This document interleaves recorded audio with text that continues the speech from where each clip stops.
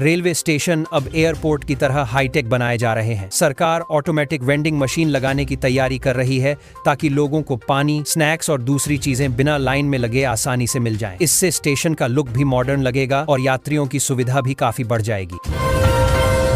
हरियाणा सरकार ने all India tourist permit वाली गाड़ियों के लिए नई वैलिडिटी को लेकर बड़ा फैसला लिया है। अब जो नया नियम लागू होगा उससे ड्राइवरों और मालिकों दोनों को राहत मिलने वाली है। सीएम सैनी ने घोषणा करके साफ कर दिया है कि परमिट संबंधी दिक्कतें काफी हद तक कम की जाएंगी।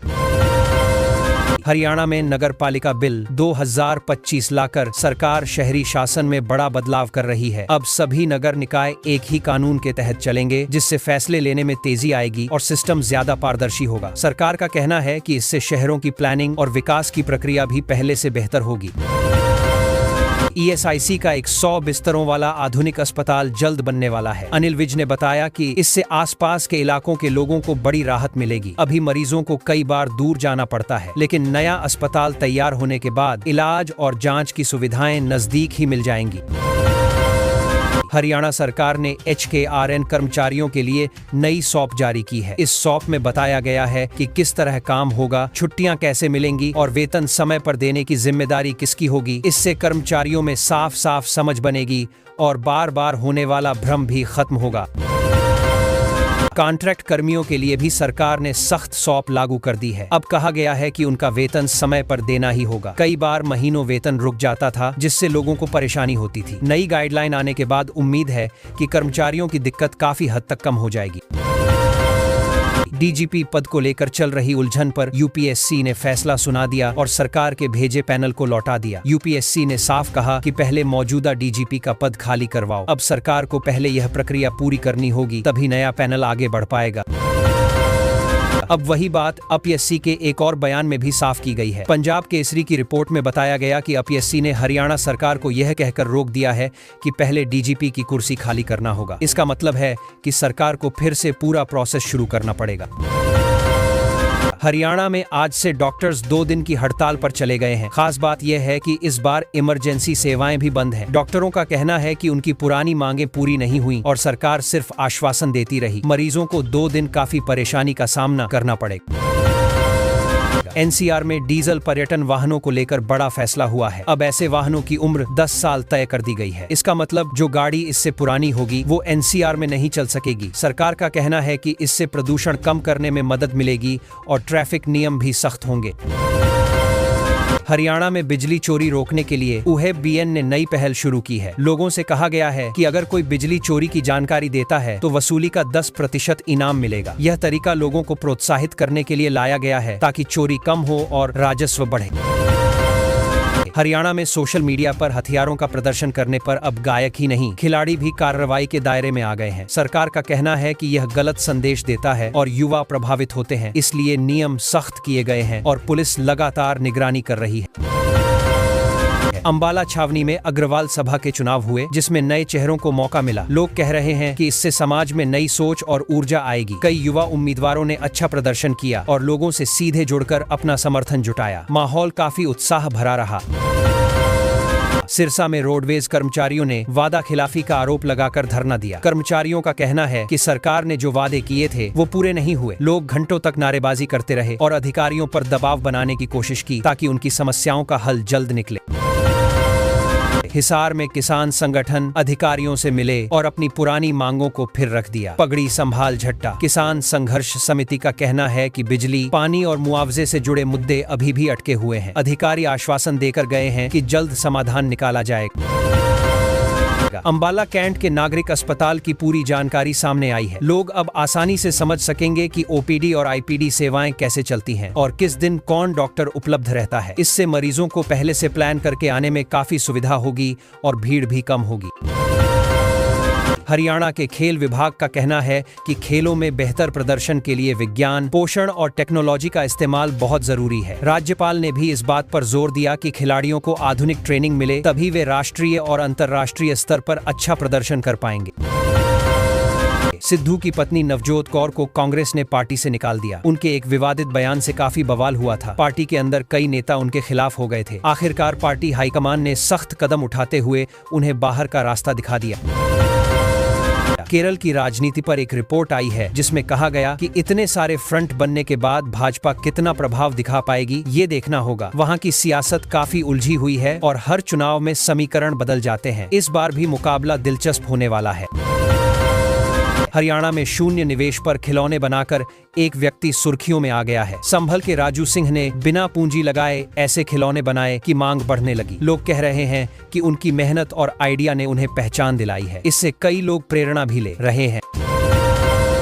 ओवैसी के विधायक के गुरु के बारे में चर्चा है कि उनका राजनीतिक झुकाव नीतीश कुमार की ओर है। कुछ लोग यह भी कह रहे हैं कि जेडीयू का विस्तार तेजी से हो रहा है और पार्टी बीजेपी से भी बड़ी बनने का प्लान बना रही है। हालांकि अभी सब राजनीतिक अटकलें ही हैं। चुनाव आयोग ने राजनीतिक दलों से सर फॉर्म जमा कराने के बाद अब जरूरी दस्तावेज भी मांगे हैं। आयोग का कहना है कि पारदर्शिता के लिए यह कदम जरूरी है। दलों को तय समय पर सारी जानकारी जमा करनी होगी, नहीं तो कार्रवाई हो सकती है। 2025 में गूगल पर कौन कौन सी खबरें सबसे ज्यादा ट्रेंड की, इस पर एक रिपोर्ट आई जिसमें कुंभ मेला, बिहार चुनाव और ऑपरेशन सिंदूर जैसे मुद्दे शीर्ष पर रहे। लोग पूरे साल इन्हीं विषयों को सबसे ज्यादा सर्च करते रहे, जिससे पता चलता है कि देश का रुचि पैटर्न कैसा रहा। कोलकाता में लाखों लोगों ने एक साथ गीता पाठ किया। विधानसभा चुनाव नजदीक हैं, इसलिए इस आयोजन को राजनीतिक चश्मे से भी देखा जा रहा है। विपक्ष का कहना है कि ये चुनावी माहौल गरमाने की कोशिश है, जबकि आयोजक इसे धार्मिक कार्यक्रम बता रहे हैं। दुष्यंत चौटाला को लेकर जस्सी पेटवाड़ ने कहा कि सीटें सौदेबाजी से नहीं, जनता के भरोसे से जीती जाती हैं। उनका कहना है कि नेताओं को जमीन पर जाकर लोगों से जुड़ना चाहिए। यह बयान राजनीतिक हलकों में काफी चर्चा में है और इसे तंज माना जा रहा है। गुरुग्राम में सेक्टर 29 थाने से थोड़ी ही दूरी पर एक महिला की हत्या कर उसे मिट्टी में दबा दिया गया। सोचो, पुलिस स्टेशन से सिर्फ 100 मीटर दूर इतनी बड़ी वारदात हो गई और किसी को भनक तक नहीं लगी। बाद में मामला खुला तो इलाका भी फैल गया और लोगों ने सुरक्षा पर सवाल उठाए। गुरुग्राम में एक महिला को अपने देवर को छत से धक्का देकर मारने के आरोप में पकड़ा गया है। पड़ोसियों ने शोर सुना तो पुलिस को बुलाया। फिर पूछताछ में कई चौंकाने वाली बातें सामने आईं। घर के अंदर काफी दिनों से झगड़ा चल रहा था और गुस्से में आकर उसने ये कदम उठाया। ठंड बढ़ने लगी तो एक स्कूल में करीब 100 लड़कियों को स्वेटर बांटे गए। बच्चों को काफी राहत मिली क्योंकि कई परिवार ऐसे हैं जो तुरंत गर्म कपड़े नहीं खरीद सकते। शिक्षक भी खुश थे कि ठंड में बच्चे आराम से पढ़ाई कर पाएंगे और बीमारी वगैरह से बच सके। गुरुग्राम में डॉक्टरों की समस्याओं को लेकर चर्चा हुई और डॉक्टर अमित व्यास ने कहा कि डॉक्टर राज्य की रीढ़ होते हैं, उनकी अनदेखी नहीं होनी चाहिए। उनका कहना है कि अगर डॉक्टरों को सही माहौल न मिले तो पूरे हेल्थ सिस्टम पर असर पड़ता है, इसलिए सरकार को इस तरफ गंभीर होना चाहिए। डॉक्टरों की हड़ताल के बीच एक स्पेशलिस्ट डॉक्टर ने खुद को हड़ताल से अलग कर लिया। उनका कहना है कि मरीजों को परेशानी नहीं होनी चाहिए और वे अपनी सेवाएं जारी रखेंगे। इसी वजह से अस्पताल में कुछ राहत मिली क्योंकि बाकी डॉक्टरों के न होने से काफी दिक्कतें हो रही थीं। गुरुग्राम यूनिवर्सिटी में एग्जाम को लेकर इस बार बड़ी सख्ती देखने को मिली। सुबह 9:30 से शाम 5 बजे तक परीक्षा चली और कॉपी मोबाइल पर पूरा पहरा लगाया गया। निगरानी इतनी टाइट थी कि छात्र कह रहे थे इस बार नकल तो नामुमकिन जैसी थी, बस अपनी तैयारी ही काम आएगी। इंडिगो एयरलाइंस को लेकर चर्चा चल रही है कि आखिर इसका मालिक कौन है और कंपनी के अलावा उसके पास कौन कौन से और बिजनेस हैं। लोग जानना चाह रहे थे कि इतनी बड़ी एयरलाइन कैसे खड़ी हुई और इसके पीछे कौन कौन लोग जुड़े हैं। इसी से जुड़ी जानकारी काफी वायरल हो रही है।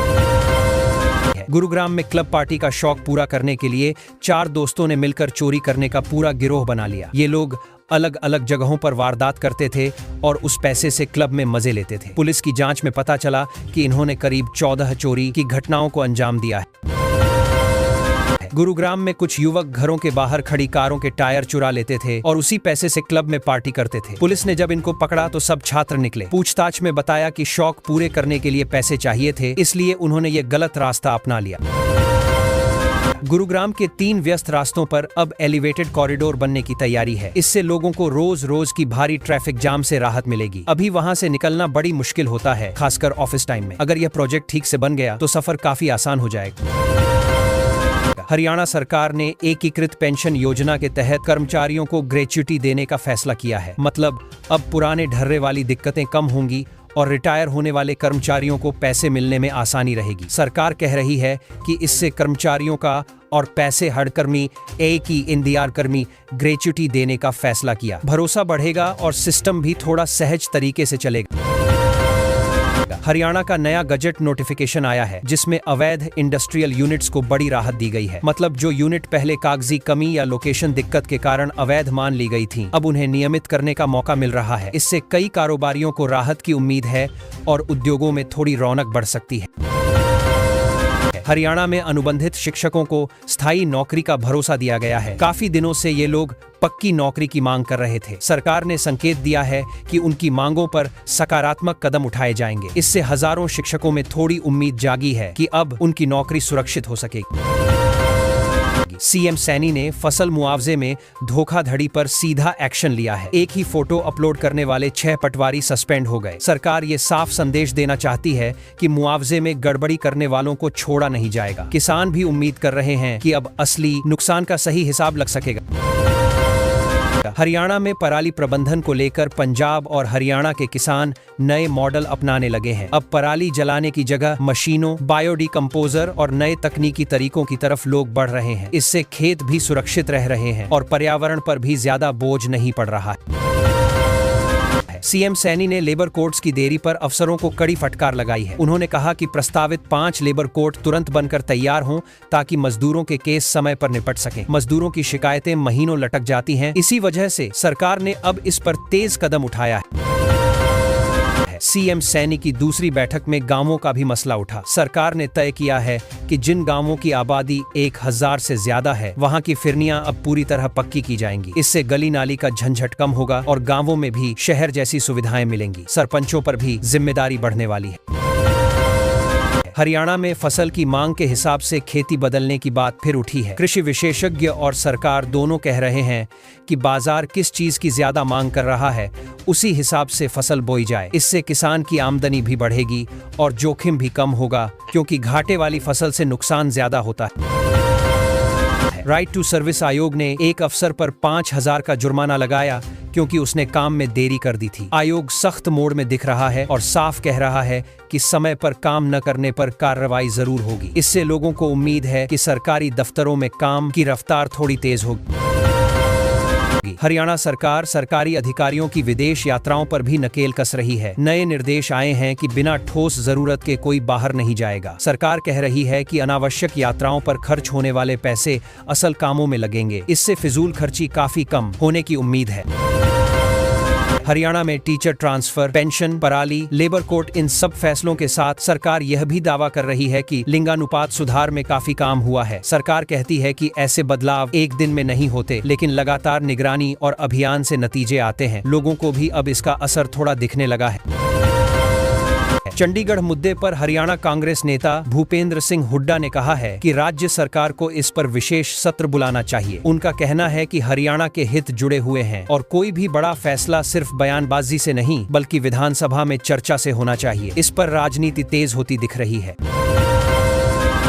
फारूक अब्दुल्ला ने कहा कि उनकी पार्टी संगठन को हर स्तर पर मजबूत कर रही है। उन्होंने कार्यकर्ताओं से कहा कि आपसी एकता और जमीन से जुड़े मुद्दों पर ध्यान देने से ही पार्टी लोगों तक पहुंचेगी। उनका फोकस संगठन को नए सिरे से मजबूत करने पर है।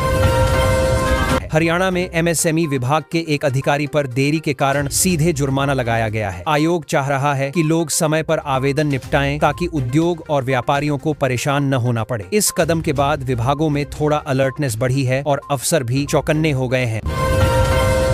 राहुल गांधी को राष्ट्रपति की डिनर पार्टी में बुलावा न मिलने पर कांग्रेस ने कहा कि सरकार लोकतांत्रिक मर्यादा नहीं निभा रही। कांग्रेस का दावा है कि यह जानबूझकर किया गया है। इसको लेकर दोनों पक्षों की राजनीतिक बयानबाजी तेज हो गई है और सोशल मीडिया पर भी खूब चर्चा है। पानीपत में साइको किलर पूनम के मामले में नया खुलासा हुआ है। पहले कहा जा रहा था कि वह खुद बच्चों की हत्या कर रही थी, लेकिन अब उसके देवर संदीप ने कहानी बदल दी है। पुलिस इस मामले में और पूछताछ कर रही है। मामला जितना खुल रहा है उतना ही डरावना लगता जा रहा है। चरखी दादरी में लगभग 4.5 करोड़ से सड़कें बनने का काम शुरू होने वाला है। इससे 15,000 लोगों को राहत मिलेगी। लंबे समय से खराब सड़कों की शिकायतें आ रही थीं। अब नई सड़कों से गांवों और शहरों के बीच आवागमन भी आसान होगा और लोगों का समय भी बचेगा। हरियाणा HPSC की असिस्टेंट प्रोफेसर भर्ती में कई अभ्यर्थी फिसड्डी साबित हुए। रिजल्ट आने के बाद भी 462 पद खाली रह गए। इससे अंदाजा लग रहा है कि या तो तैयारी कमजोर थी या पेपर का स्तर काफी कठिन था। अब आगे भर्ती प्रक्रिया कैसे चलेगी, यही लोग देख रहे हैं। हरियाणा में सेट ग्रुप C का